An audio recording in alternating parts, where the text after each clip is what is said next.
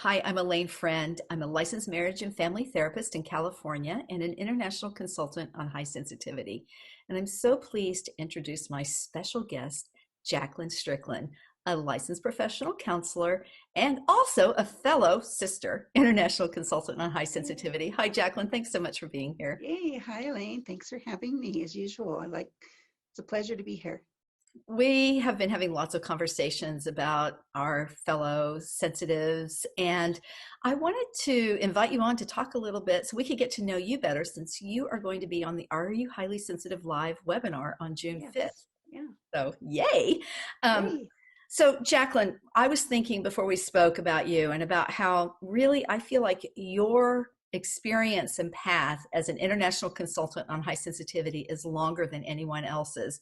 And your experience is so deep. And I just wanted to ask you a little bit about your history. Like, how did you get involved in all this? Yeah. Thanks for asking because it's such a synchronistic spiritual journey that I found out about the HSP trait in May of 1996 before Elaine's book was even published. And um, I don't know if you know this story, but I was waiting for a bus in Marin County in a bus shelter and was pouring down rain outside.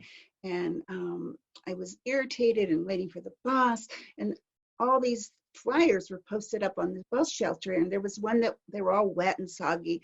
And there was one that just said, do you find yourself needing more sleep than the average person? I was like, hmm, yes, yeah, I do. Do you find yourself deeply moved by arts and music? I was like, Mm.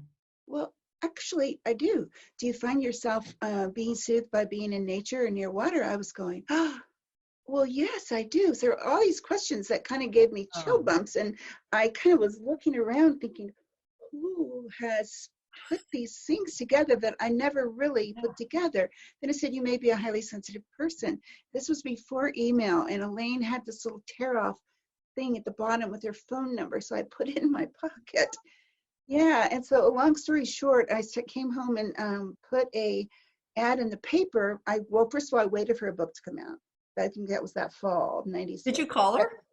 Not yet, not yet. I waited for a book to come out. I read the book.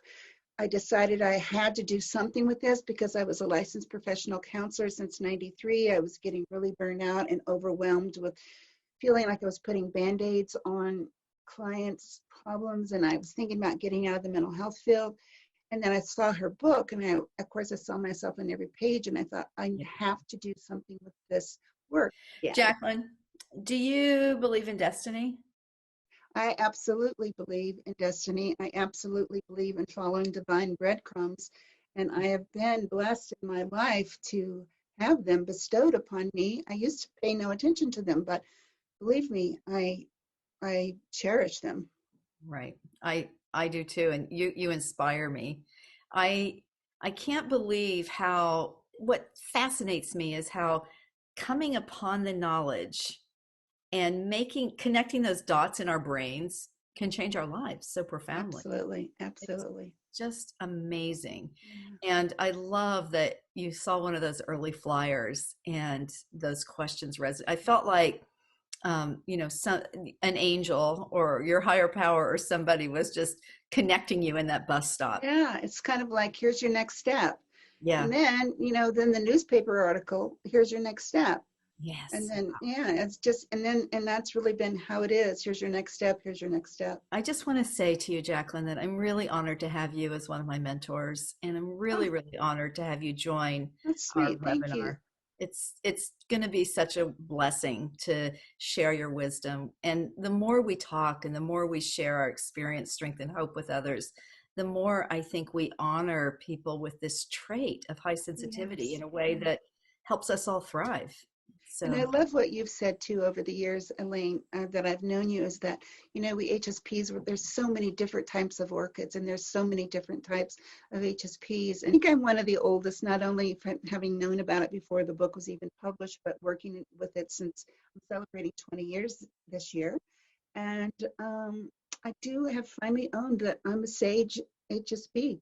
I was going to Um, say, you're a sage and you have wisdom. Age doesn't really have that much to do with it. I really mm, don't believe it. I really okay, believe okay. that you're deepening, that you've been willing to do over these last so many years. I don't know that I've been willing to do it, but I think we're all called to do it. I have been in a marriage Yeah. to someone who doesn't have the trait for 42 years. I've raised two sons, one of which is a highly sensitive person. The other one is very kind, but not doesn't possess the trait. So, I have grandchildren now. I've lost both parents. I've healed from a lot of wounds, so, I do have a lot of wisdom and experience that I am so open to sharing. So Thank you so much, Jacquelyn. thank you. Yes.